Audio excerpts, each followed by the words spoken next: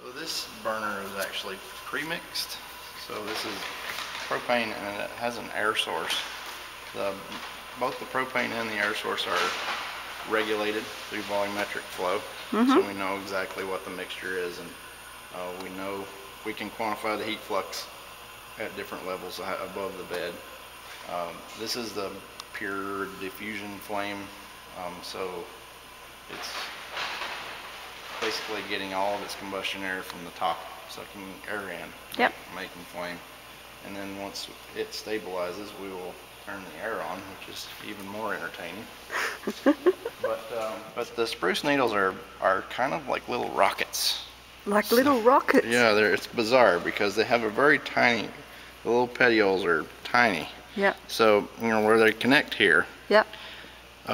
What happens when they get heated is the water has to go somewhere. Yep. So it tends to force either out the end or towards the stem. Right. So if you build up pressure, then they just kind of shoot off. Right. But it really is kind of telling because it, you know, we understand the architecture inside it pretty good from just plant physiology. We know that, you know, most of the water transport is longitudinal, so all the xylem is in the middle. Yep.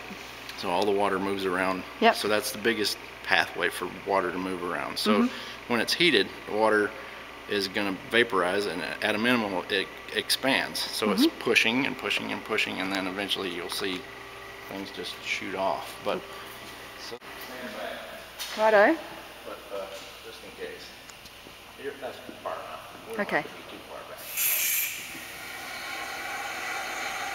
Wow, it's a good fire. This is not exactly what we wanted. So we want to fire a flame source that's very similar to a wildland fire. Yep.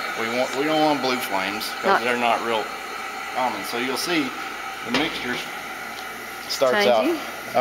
It always overshoots and comes back down to the set point. Sure. So what you can see as there's less air introduced to the mixture, you see the color of the flame change. Oh yeah. So you can see it go from blue to yellow, and eventually it'll be a mostly yellow with some blue flame, which is fairly realistic. Basically, we know that at about a little bit lower than here, it's pretty consistent with the fire intensity of a surface fire. Yep.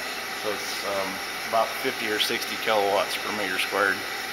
So it's a hot fire, and you know, we know that the flame temperatures are a little bit over 1,000 degrees C.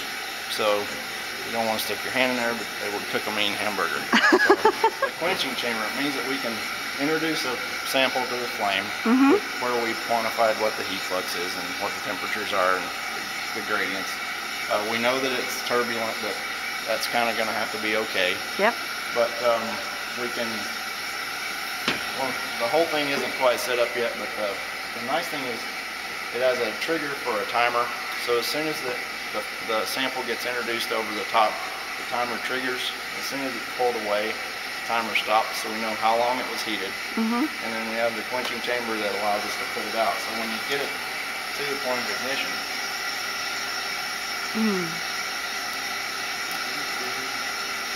we can get different heat fluxes by being at different heights above. So when we pull it in, and then it goes out straight away. The whole thing goes out almost immediately.